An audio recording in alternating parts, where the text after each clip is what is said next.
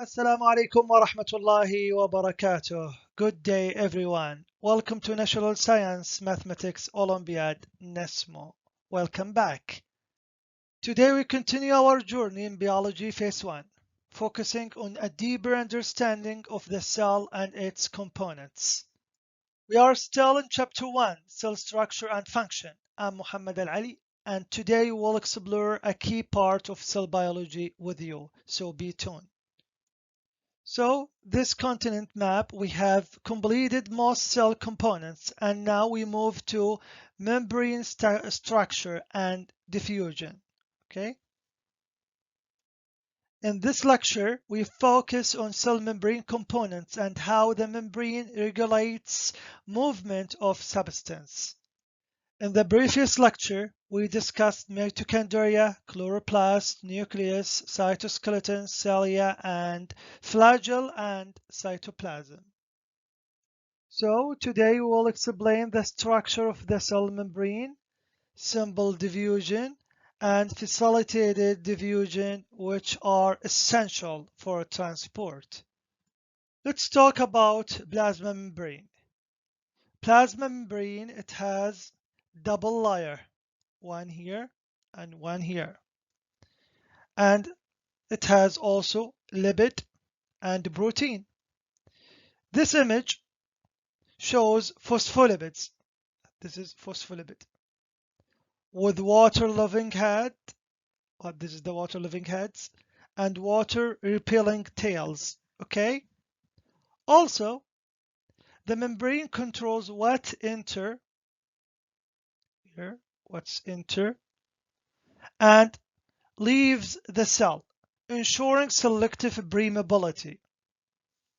So the cell use what enter, what's not enter.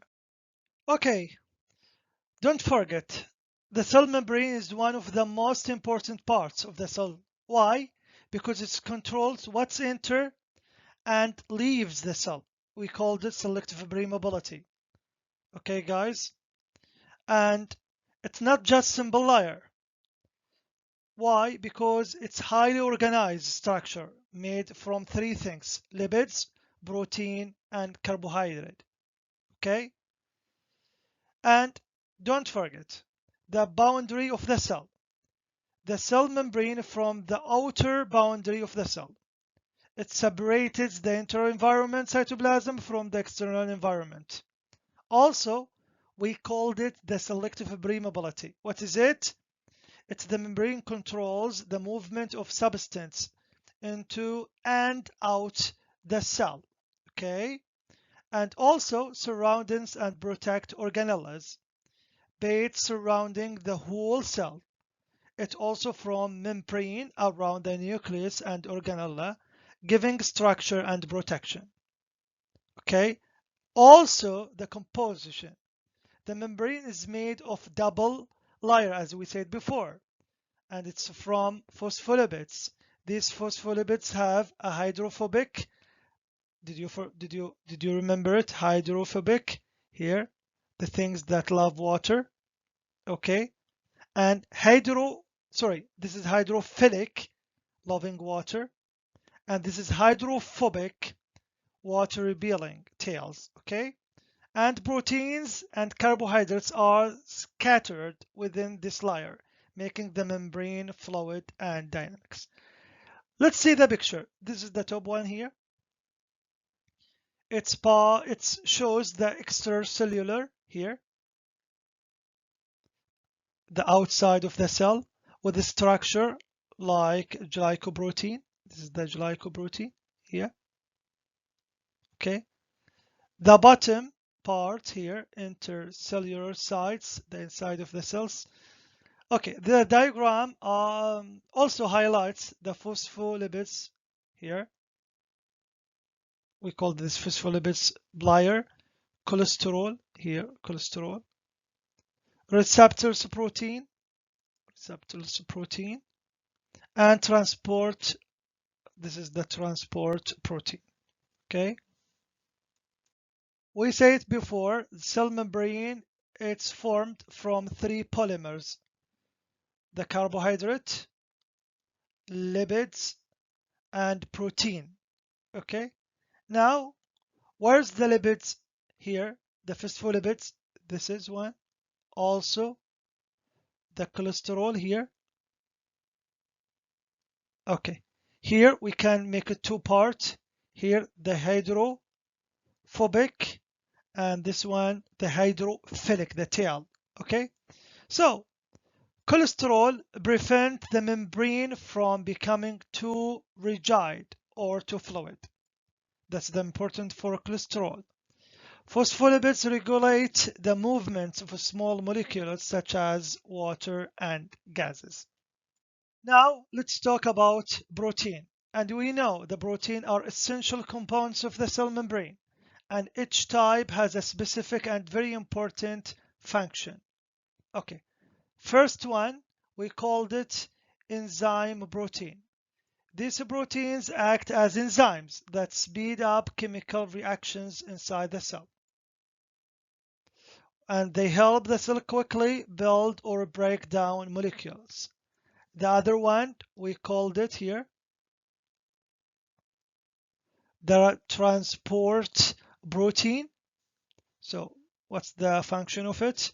It helps a specific substance pass through membrane, especially those that cannot cross on their own. Like what? Like glucose enters through special transport protein. We called it, there's name from the protein that entered the glucose. We called it GLUT, GLUT. The other protein, the third one, we called it the receptor protein here. The receptor protein, like glycoprotein here. Also the receptor protein. What the benefit of the receptor protein?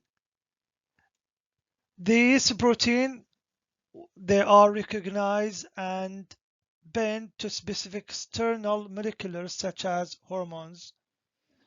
Once they bind, they send a signal to the cell to trigger a specific response. Okay, guys? So that's the important things for protein moleculars. So we reached to the final components of cell membrane, the carbohydrate moleculars. And the membrane carbohydrates act like ID tags, essential for what? For immune recognition. Okay, guys? Also, they also aid the cell adhesion and communication. That's the important for carbohydrate moleculars. And it's like, obviously here, the type 1, we called it the glycoprotein, that one here, and membrane carbohydrate as a general. We understand the structure of the cell membrane, and if we understand it, we have to understand also the diffusion. So we have two types of diffusion, simple and facilitated. The simple diffusion is the movement of molecules from high to low concentration. So it's moving from high to low. And this is come without losing any kind of energy, such as oxygen and carbon dioxide crossing the membrane. It's not lose any energy. Okay, and you can see it from this image here. So it shows there's a molecule's diffusion directly through the lipids, and it's not be losing any kind of energy.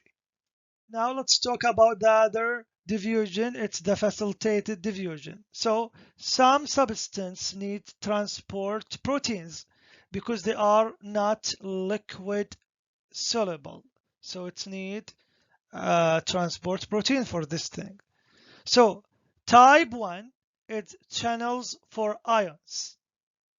Okay. Type 2, carrier proteins that change shape to transport molecules. So these channels, whether to be for ions or to carrier proteins, needs the diffusion called facilitated.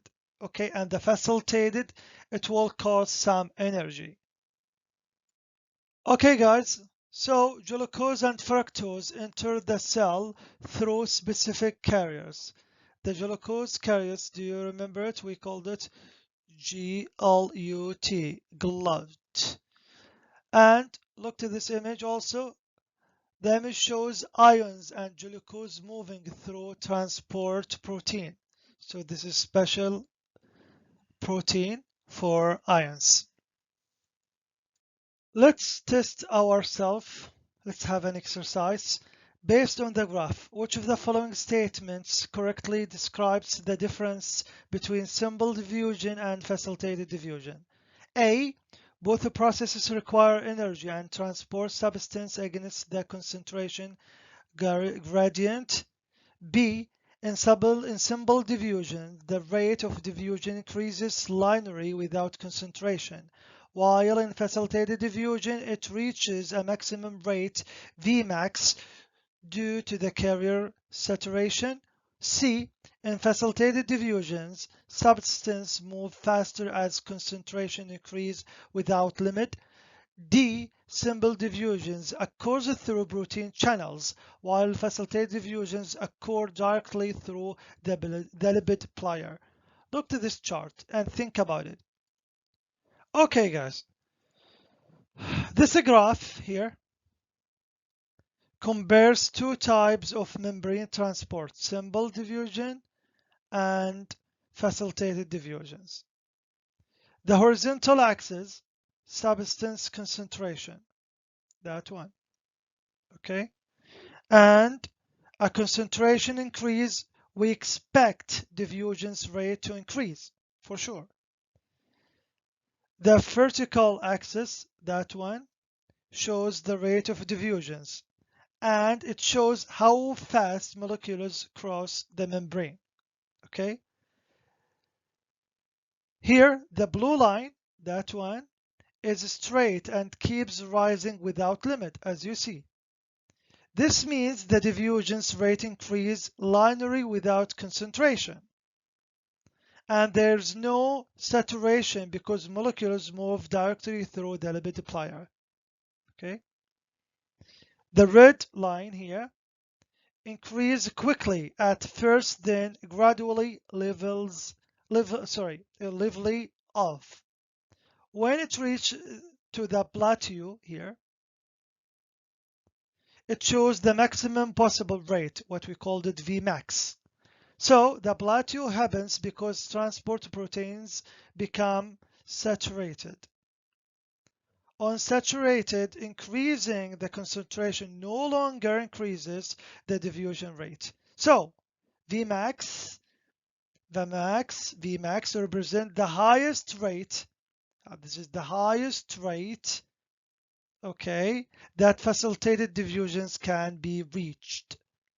It occurs because the number of transport protein is limit.